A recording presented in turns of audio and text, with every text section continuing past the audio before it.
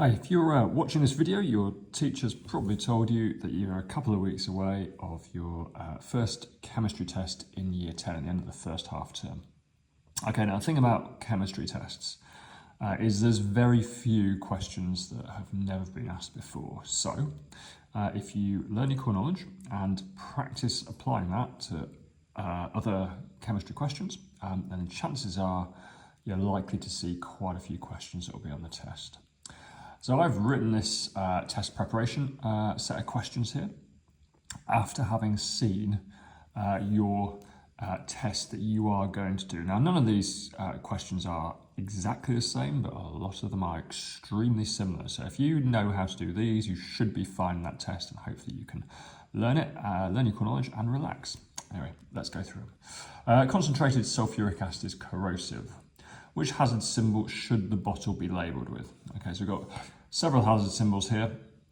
Okay, the corrosive one, corrosive means it eats away at living tissue. The corrosive one is that one. Now you need to know the names of all your hazard symbols. Okay, so if you don't have them in your book, if you go on BBC Bite Size, okay, and put in hazard symbols into Google, they will bring them all up with an explanation of all of them. Now you need to know those, okay, often foundation and higher tier questions. Give a safety precaution that should be taken when working with a toxic gas in the laboratory. Okay, toxic, the hazard symbol for toxic is the skull and crossbones.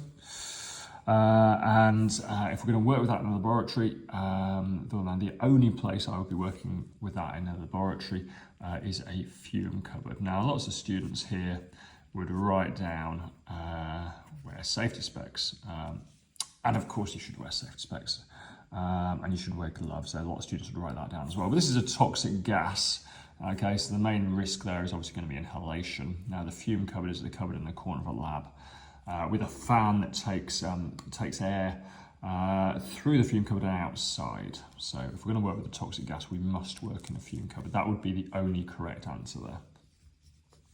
What's the correct formula for sulfuric acid and ammonia? Now, your first homework 1 at the back of your chemistry book, was to use Google to figure out 20 symbols of 20 formulae of common substances. Right, these are both substances that you come across over the GCSE, and we do need to learn those. Okay, so sulfuric acid is H2SO4, ammonia is NH3, and my advice is to make sure you know the other 20 in that homework, because if those two are on this little preparation question sheet here, then the chances are one or two of the other ones are going to be on your test. Learn the homework 1, that's right, homework 1 there, back of your year 10 book. Okay, make sure you know those. And it's really important we get capitalizations correct as well. So if your capitalization's wrong, even if you know your formula, it will be marked wrong. Okay, so capitalizations are crucial. Sulfuric acid is defined as a strong acid because when dissolved in water, it gives a high concentration of hydrogen ions. What state symbol would be written after sulfuric acid in a chemical equation? Okay, state symbols are S, these are all lowercase letters, of course, put in brackets. L for liquid, G for gas, and there's a fourth one, AQ for aqueous. Now, sulfuric acid, everybody gets this wrong. Everybody gets this wrong because they put liquid down. Sulfuric acid is not a liquid. And the key point here is dissolved in water. Dissolved in water. Last name for water is aqua, so dissolved in water is aqueous. Aqueous is the answer there. What's the definition of an isotope? Okay, if I had a pound for every time I'd seen this question on a GCSE paper, I'd have retired years ago. Okay, really common question. We've just got to learn these. Okay, and the way to learn them is write them out 5 times, then have a break, then write them out another 5 times, and that's the single most effective way of learning. Okay, is by writing things out. You may think it's a bit dull or a bit tedious, but it's actually the quickest way to learn things. So just write stuff out until you've learned. What's definition of isotopes? Okay, so just want to learn 2 or more atoms of the same element. Okay, if they're 2 or more atoms of the same elements, they have the same number of protons. So the atoms have the same number of protons. Okay, but that's just saying the same element in a different way because it's the number of protons that gives the atom its identity. So that's our first marking point. 2-mark question. That's our first marking point. Second marking point, but with a different number of neutrons. Next one, write a word equation. All right, underline that straight away. Everybody's going to get this wrong because they're going to write symbols. Write a word equation for magnesium reacting with nitric acid to make magnesium nitrate and hydrogen. Okay, this is word equation, not symbols. If it says word equation, write a word equation. Okay, that's one of these on the higher tier the other year. Everybody got it wrong because they wrote symbols.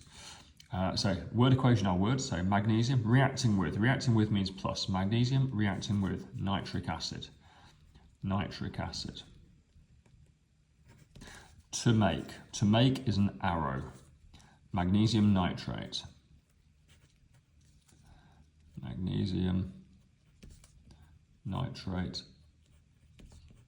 and is a plus, hydrogen. If it says write a word equation, write a word equation. Now we've got to write a balanced symbol equation for potassium reacting with bromine. Right, now whenever we write elements, we write them on their own. Elements always hang around on their own, apart from. Right, this is this question every year. Every year on a GCSE paper they're going to ask this. Apart from 7, okay? So get your periodic table out, okay? And then your periodic table, certified teacher in your books, has got these elements here that are coincidentally in the shape of a number 7 squared off on your periodic table. My advice to you is always do this in the exam as well. We have a shape of a 7 there, don't we? Because there's 7 elements that don't exist on their own. They are nitrogen, oxygen, fluorine, chlorine, bromine, iodine. Now I know there's 6 there because the 7th is hydrogen. Okay, so square that one off as well. If those elements are on their own, i.e. as an element, not as a compound, as an element, they're not on their own, they have little 2's after them, like so. They're said to be diatomic. Now look, bromine is there, Br2, and this question has got, write a balanced symbol equation for potassium reaction with bromine. So bromine's one of those 7, there it is there, so because it's where you've got one of those 7, this is going to be Br2, right, give yourself a tick for getting your formulae of your reactants right. Second marking point is for the formulae of the products. Now, this says to make potassium bromide. And I've actually given you the formula there, KBr. As you go on the course, you may even already have done this, you will learn how to use the periodic table to work out the formulae of compounds.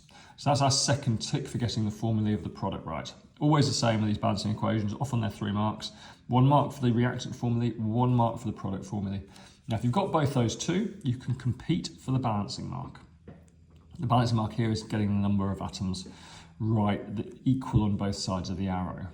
You cannot have the balancing mark if any of your formulae are wrong. So if any of your formulae are wrong, don't get the balancing mark. Right now there's 1 K there, 1 potassium there, there's 1 K, 1 potassium there, so that's balanced. Now the Br, 2 bromines there, but we've only got 1 here. So to balance, we must put big numbers before substances. So let's put a big 2 before that. So now there's 2 bromines.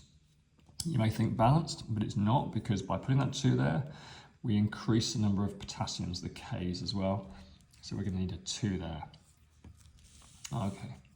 How are atoms arranged on the periodic table? Answer in order of increasing atomic number. Okay, so if we look at the periodic table, it reads like a book. First element we have here is hydrogen, that's element number 1, this is the atomic number. Read it like a book, go across, and we get to element number 2, helium.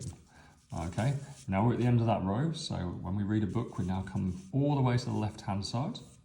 1 row down, we get lithium, element 3, beryllium 4, boron 5, carbon 6, nitrogen 7, oxygen 8, fluorine 9, neon 10. We're now there at the end of that one, so we start back over here with sodium 11. So the periodic table, the elements go up 1 at a time, and that's the atomic number. So that's our first marking point, 2 marks.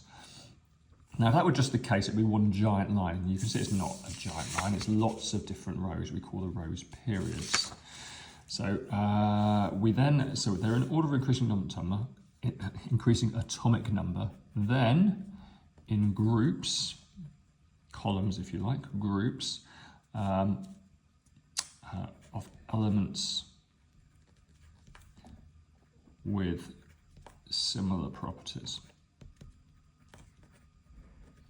Okay, so all the elements in group 1, they behave in the same way. These are all alkali metals, they're all very reactive metals, you get the idea. All right, that's page 1 sorted. Page 2. An atom has 15 protons, how many electrons will it have? Well, protons are positively charged, so that's got 15 positives. Now the thing you need to know here is atoms of element are neutrally charged. So if this has 15 positives, it must have 15 negatives to balance it out. Now the electrons are negatively charged, protons are positively charged. So if it's got 15 protons, it has 15 electrons. And that's true for atoms of all elements. Now, that's not true necessarily in compounds, because in compounds, atoms can gain or lose electrons, but for elements, that is true. Another atom has 5 neutrons, 4 protons and 4 electrons. Use the periodic table to identify it. Right, now of these, the subatomic particle that gives the atom its identity is the protons. There is only one element out there with 4 protons, and I've told you it reads like a book and they start at the top, so if we start here and go along, that's 1, that's 2, that's 3, that's 4, the answer is beryllium. Beryllium. Now you're always given a periodic table in the exam, you do not need to learn it. An atom of potassium has a mass number of 39, an atomic number of 19. So if we look on the periodic table, it's going to be written like that, 39, 19. Mass number at the top, atomic number at the bottom. State number of protons, neutrons, electrons in the atom. Okay, the atomic number, again, there's a little clue in your periodic table here. Here's the key, okay? The key tells you what all this information is here. So the relative atomic mass is the 9, the atomic symbol is Be, the name is beryllium, and the atomic proton number is 4. Now look down here. The atomic number is sometimes called the proton number. So the periodic table tells you that bottom number there is the number of protons. So bottom number there, 19. The atomic number is 19 protons. In atoms of elements, the protons, the positives, equals the negatives, the electrons, because atoms are neutrally charged. If that's 19, that's 19. Right, neutrons. So this top number here is the mass number. Now, protons have a mass of 1, and neutrons have a mass of 1. Electrons are almost weightless. So if that's 39 there, that means there are 39 protons and neutrons in combination together. Not 39 of each, 39 with them added together. So if we've got 19 protons, if we take those 19 off the 39, we're going to be left with just the neutrons. So 20 neutrons. Sulfur atoms have electronic configuration 286. Explain which group and period you would expect to find sulfur in. Right, first thing we need to know is groups go down. So that's group 1. Okay, that's group 2. Yeah, so groups go down. This group here, in case you're wondering, big group in the middle, doesn't have a number. These are called the transition metals. Now, if you're doing triple science, triple chemistry, we'll worry about those later. Right now, you need to know group 1, 2, 3, 4, 5, 6, 7, and 0. Okay, so groups go down. All right, now periods go across. Periods are the rows. Now, everybody forgets period 1. Period 1 is this one here, hydrogen, helium. So you've got 2 elements in it. Okay, and because it's only got 2 elements and the hydrogen is a little bit out of space there, people forget it. That's period 1. Row 2 is this one here. It starts with lithium. Okay, there's period 2. That's period 3. So groups go down, periods go across. Now, the thing we need to know here is the group number equals number of outer electrons, the number of electrons on the outer shell. So here, this is 2 electrons on the first shell, 8 on the second, 6 on the third. That's going to be group 6, equals number of electrons on the outer shell, equals number of outer electrons. So here there are 6 outer electrons. Right, that's the rule for groups. So groups, so for example, this group here, group 3, this is going to have, all these have 3 electrons on their outer shell, okay? Right, the period, the rule here equals number of shells. Now, we only have shells if we have electrons to fill them. Here we have 3 shells. Okay, so if we've got 3 shells, it's period 3 equals number of shells. There are 3 shells of electrons. Okay, so repeat it again. The period number is the number of shells. The group number is the number of electrons on the outer shell. Next one. Draw a labelled diagram of a lithium atom. It must include correct number of protons, neutrons, and electrons. Okay, so we're going to need to know information about protons, neutrons, and electrons. That's obviously on the period table. Here's lithium. Mass number 7, atomic number 3. So let's write that down there before we go anywhere else. 7, 3. That means 3 protons in the nucleus. Protons are positively charged. Okay, so 3 protons in the centre of the atom. Okay, now if that was just like that, we've got like charges there, they would repel each other. So we need something to stabilise those. So to stabilise those protons, we need neutrons. Now to come up with neutrons, that's 3 protons. To come up with neutrons, we take the bottom number from the top number, 7 minus 3 equals 4 neutrons. So I'm going to have 4 neutrons in the middle here. So I'm just going to do those as solid blocks. There we go. 4 neutrons. So let's circle that off. That's the centre of the atom. That's called the nucleus. Now my diagram here is not to scale because the nucleus is really tiny. So the nucleus contains protons and neutrons. And let's say there's 3 of those and 4 of those. Okay. Now the electrons, they go on shells around the nucleus. Sometimes we call shells energy levels. Okay. I'm going to refer to them as shells. So here it says energy levels. Okay, now the first shell, sometimes they're called orbitals as well actually. The first shell holds 2 electrons. So let's put a negative for electron there and a negative for electron there, because this one has 3 electrons. The bottom number here, the atomic number of protons, positive charges, and in atoms that's equal to the number of negative charges, and electrons are negatively charged.